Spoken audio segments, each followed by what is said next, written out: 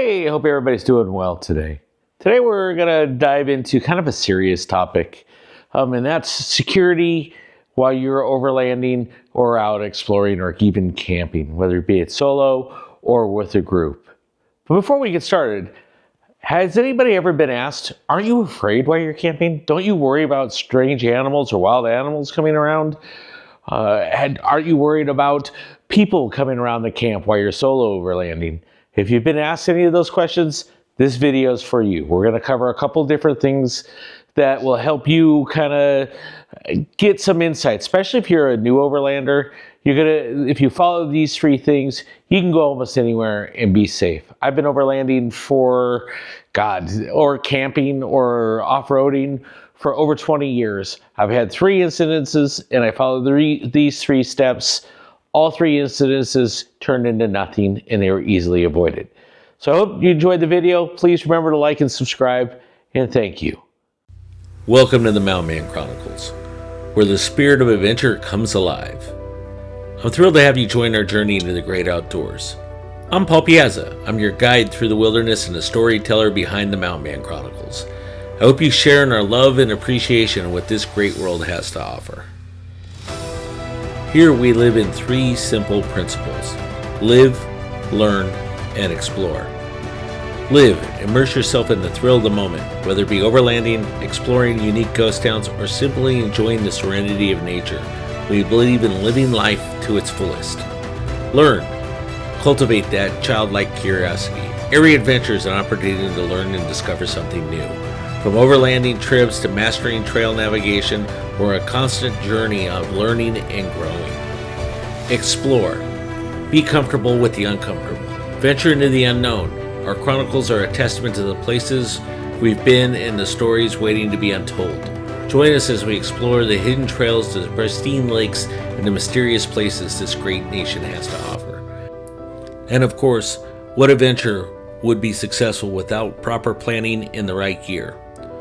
We'll be showcasing some of the tools of the trade along our journeys. I truly hope you enjoy our chronicles and the journey that my wife and I travel through during our overlanding adventures. Thanks for watching. When I'm asked that question of, aren't you worried about the wild animals? Aren't you worried about just people wandering in camp?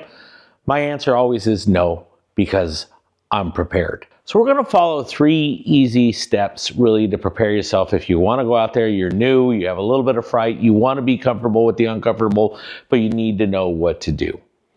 The first thing we're going to talk about is situational awareness. The second thing we're going to talk about is just how to be prepared, what types of things that you need to think through to be prepared. Then we're going to go into those items to be prepared. And the last thing is, how do you just have fun and what to look for while you're out there? You always see most of my videos end with fun because I think that's what it's all about. So let's dig into situational awareness. My hope is you can remember these 3 things. Be aware of your surroundings is really key. What's around you? What's going on? If you're coming into a camp, what does the camp look like? Is it clean? Is it pristine? Does it look nice? Is the weather nice? And what are the wild animals like? If I'm looking at those 3, odds are wild animals is probably the one I got to prepare the plan for first. The other 2 seem okay, but I have a plan that I use overall. If there's junk all over the place, I probably won't go camp there. That's step 2, is by being aware of your surroundings, I can remove myself from that situation. If it's a messy camp, I see lots of bullets all over the place, odds are I'm not going to camp there. I'm going to get myself out of the situation before it becomes something. The best way to deal with any situation is not be in the situation at all. So that's step 2, and that's the second thing you can remember, right? So be aware of your surroundings, look away. So, okay, this looks like a good campground, I could camp here. I'll have a plan for the contingencies. There's junk all over the place. Is, okay, I don't want to camp here, so I'm getting myself out of the situation. And the last one is, don't make yourself a victim, right? So I'm not going to go set up all my bougie stuff, have a big TV out, not that I carry a TV, but I'm not going to really overexpose myself to the camping area, right? And I usually, especially if I'm going to do an overnight trip, I'm going to camp smaller, so if I do have to leave in a hurry, I can pack everything up and go, or at least I'll know where my important stuff is that I need to take out in case we have to get out of a situation quickly, and I'll have a plan from that. So follow those 3 steps. All 3 of them will give you an opt-out. I'm going to give you a scenario that actually is a true scenario. I have several, and like I said, I have 3 different things that have happened to me over time. The one I'm going to talk to you about now is at a beautiful camp spot in the Muckalummy Wilderness. It's one that's still there. You can drive into there. You can camp along the river. There is a video up here in the card if you'd like to look at it. It's actually a beautiful camping spot. We camped one night there. It was myself, Cannoli. It was before we had Vinny and Raylene. It was with our old trailer, and we camped. We set up camp. It was beautiful. Well, late that night, it got to be dusk. We had a nice little fire going. It was fire legal at that time in California. And with it, we heard a rustling in the wilderness behind us, and Raylene got a glimpse of a bear. Well, Cannoli started growling. Our plan for dealing with bears was, first of all, in California, we know bears aren't going to come after you. They're not like a grizzly bear, but they still can be a threat. So our first thing was, be loud, right? Let's make some noise. Let's let them know. Now, Cannoli was taking some of that, but we started talking really loud, saying, hey, bear, and that ended up working. The bear walked away. We avoided the situation before it became anything curious. And it was just a bear passing through. Now, if we were between a bear and a cub, we may have escalated, and I'll go into tools when things have to escalate here in the next part of the video. So scenarios like that you can take care of and you can plan for. I think that's the last piece, and you're going to hear that consistently through this message, is have a plan for different scenarios. It doesn't need to be a firm plan, but make sure that your other partners are around that and know what's going on. Equally as important as situational awareness is have a plan. Come in with a plan in mind. So whenever I stop in camp, I always think through a scenario. What if X, Y, and Z happen? And usually X, Y's, and Z's are going to vary by where you're camping. If I'm camping solo, it's in a wild area. Okay, what am I going to do if I see a bear or a wild animal? What if I'm going to see some creepy guy comes up to me, and what am I going to do? And then the last thing is, what if I have bad weather? Let's talk about tools. I break tools out into 2 different categories. There's non-lethal and then lethal. So non-lethal, as I mentioned, and you'll see in the next segment in my little bear story, is what do we do if we just want to use non-lethal? Non-lethal categories include pepper spray, include BAK, and some of the other tools that are new to the environment, where they resemble a paintball gun. Essentially use a CO2 cartridge, and you load in paintballs. You'll see up here in the little clip that I'm attaching. The other one is even a whistle. Works really, really well. I've used a whistle repeatedly in the forest when I'm hiking, just for an emergency. It's always good to carry a whistle with you, believe it or not. It's one of the most useful tools you could have out while you're exploring. Then finally, it's something that I thoroughly believe in, is a firearm. I do carry a firearm while I'm out into overlanding and other areas. With the firearm, I will say, check the local laws. Know what you're getting yourself into. Make sure that you're taking a safety training class. Others in your camp, especially if you have kids, need to be aware of that. Follow proper preparedness for that. Know it. Make sure that you're safe with it. Follow all the firearms. I'm a big believer in the Second Amendment, but I also follow the Second Amendment rules. So as you'll see in the next segment, we're going to talk about a bear spray incident where we use the bear spray. It's in that same type of area when stuff does hit the fans. So thank you. I'd highly recommend you get a thing of pepper spray and carry it with you. We do carry pepper spray. It is something that I think everybody should have. Everybody should carry with them. And it's relatively expensive, especially if you're walking out on your own. It's a good way to avoid problems from both 2-legged camp threats and 4-legged camp threats. Is pepper spray is a good first line of defense. Another good line of defense, which I'd recommend everybody look into in one form or another, I use a Garmin InReach. A personal locator beacon can make the difference between having a successful adventure and a non-successful adventure.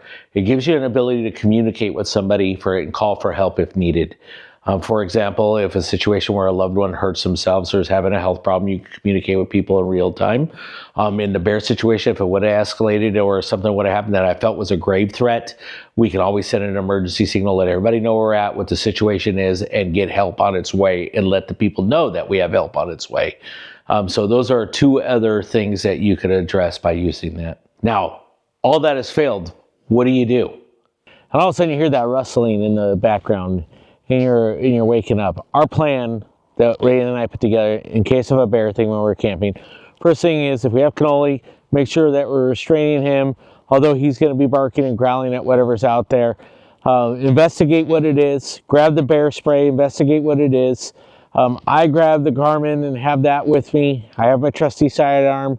We investigate what it is, make a loud noise. If once we recognize it's a bear, we make a loud noise saying, hey bear, go away. And then try to scare the bear away. Usually by then, Cannoli's barking like a mad dog, so I'm holding on to him.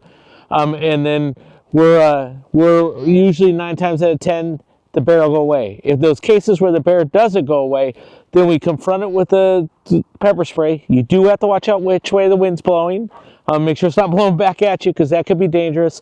Meanwhile, I step a little bit to the side and take the other precautions with my firearm that I need to. Never had a case where it's had to escalate that far. Usually the loud noises, both with grizzly bears and other bears, there's enough to scare them away. They don't want to have anything to do with you. We also take other precautions like putting our food up in trees, following the safety rules that I have in the links below when you're in the national forest or out in the wildlands are great things to do.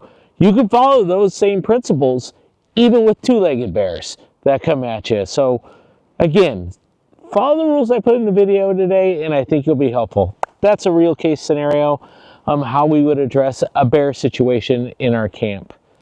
Another situation which we did have happen to us, we had 2 creepy dudes come in camp. We always let people know, hey, he came around, they wanted to see our trailer at first, which we have a lot of people want to see our Mission Overland trailer and our other trailer. But these guys were creepy and gave me bad vibes, gave her bad vibes too. She said a word that we used that means that, hey, I'm kind of creeped out. I said the same thing. They were kind of separating us, which I did not like. One guy, oh, show me the other side. The other guy stayed kind of separating her. We all went over there together. We stay together if we have strange people we don't know that enter camp. We never let them triangulate us, and we never let them do that. So with people, that's key, right? And then the other thing is, hey, we have friends coming over. We're trying to get everything loaded. We'll come visit you in your camp. What camp is you're at a little bit later tonight when we get some free time and our friends are all here. Although we didn't have friends, we let them know our friends should be coming in an hour.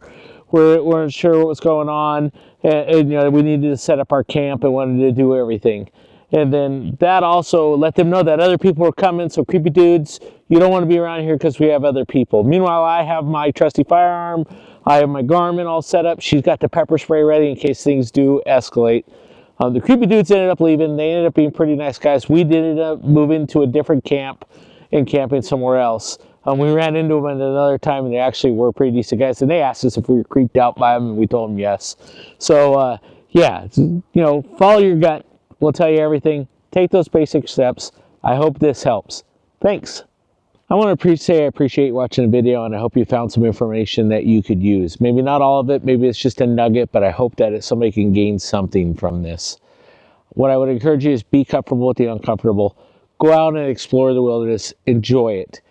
Like I said, I've been doing this a long time. I've had very few incidences where I've had trouble with anything, and I've enjoyed the wilderness, and I still do. I look forward to getting out there. So I hope to see you on the trails. Please remember to like and subscribe. Thank you.